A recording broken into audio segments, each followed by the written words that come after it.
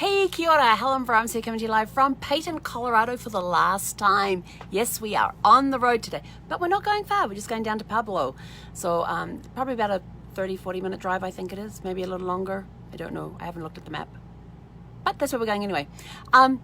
So how is your Magic Monday going? Yes, it has been a magical day already. I am sorry I am late doing this morning post, but I was getting new headshots done, and I'm staying at my friend Chrislene's place, and she is a fantastic photographer. She does the rockabilly era photographs, which are the pin-up posters from the 1940s.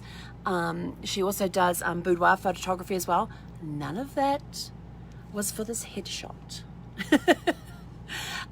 It's all new headshots all around my new genealogy thing with everything else that's going on. So if you want to check out some of the work that Chrislene does, her link is in the description of this video at kvintagephotography.com. So please go check out her work. She has amazing work. It is gorgeous. And then the other link under there is to our new group, which is called Funky Family Tree Detective. Yes, we make digging around your family tree fun. So please, if you're interested, go check out Chrislene's page on her photography. It is amazing. Go check out Funky Family Tree Detective Group. We're going to be having a lot of fun in there, some fun and games about searching for genealogy and everything else. It is going to be a fun time. So back to Magic Monday. So your mindset today is all about the magic of commitment. Are you committed to your goals? Are you committed to your success? You need to be committed, and I mean committed to your goals. When you are committed to your goals, you have them written down. You look at them at least twice a day, once when you wake up, once before you go to bed, and you know the steps you need to take to achieve those goals, and you have an accountability partner, somebody that's going to hold your feet to the fire to get things done, to ensure that you get things done. They're not there to say, why didn't you do that? They're not there to nag you or anything else there. They're not there to coach. It's just there for you to turn around and say, hey, my goal this week was this. This is what I got done, and this is what I'm doing next week. That's all it is. If they turn and say, well, hang on last week's list you said this, this, and this. Oh yeah, well, they didn't get done because blah, blah, blah, blah. Okay, so when are they going to get done? Just somebody to hold your feet to the fire, because when you are committed, it makes a huge difference when you're going after goals. Look at the commitment that I had for a year to do Facebook Lives every day for a year, and we are now on day 383. That was a hell of a commitment. I have to tell you, that was a hell of a commitment to commit to doing a Facebook Live every day for a year. But during that 366 days, I did over 600 Facebook Lives.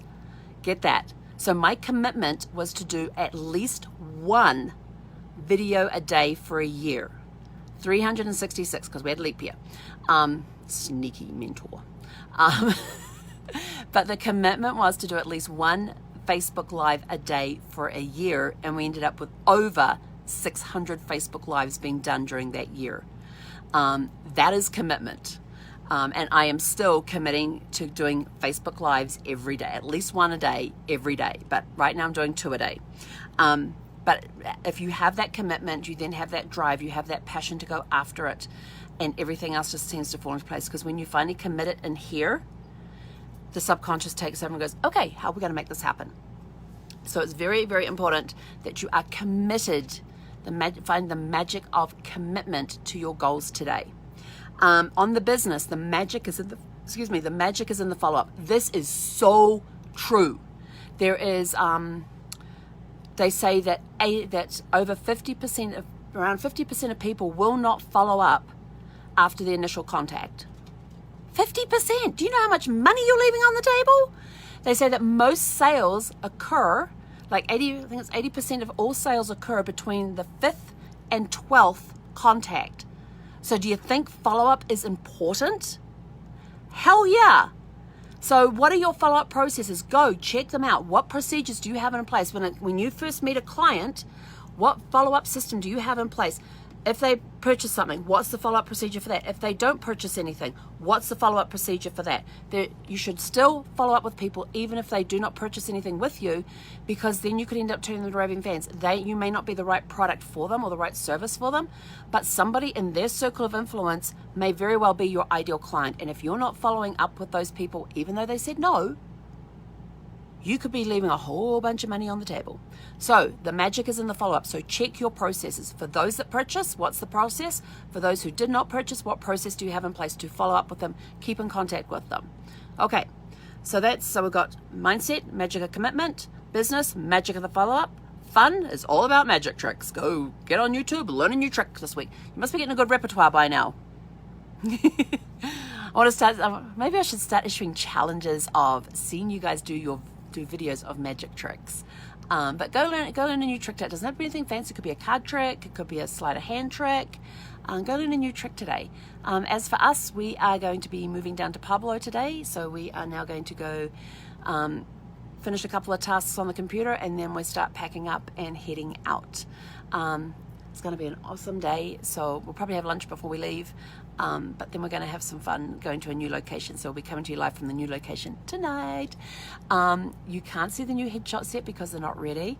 They are the ones I got to see look fantastic. I am really, really happy with them. The hair looks a little funny because I might have had a hat on. I may not have. In fact, I didn't have a hat on. I had a Stetson on. So we've got some new headshots coming for the new. All tied in with the genealogy detective. So go check that out. So check out our Facebook group, the Funky Family Tree Detective, where we make digging around your family tree fun. And then check out Chrisline's photographs for her rockabilly pinups posters that she does, and the boudoir photos. She is fantastic. So if you're in the Colorado Springs area and you wanted to do some of those photographs, please contact her. She is amazing. And she doesn't usually do headshots, but I'm really pleased with the ones that I got to get a glimpse of as well. We did not take Zeffie in there because Zeffie would have been all over the place, and Zeffie does not do well with cameras, as you have seen on some lives. When you put the camera on her, she looks away, she doesn't want to pay attention to you, nothing like that. So fortunately we didn't get any with Zeffie in there, but knowing what Zeffie's like with a camera, she's very camera shy, but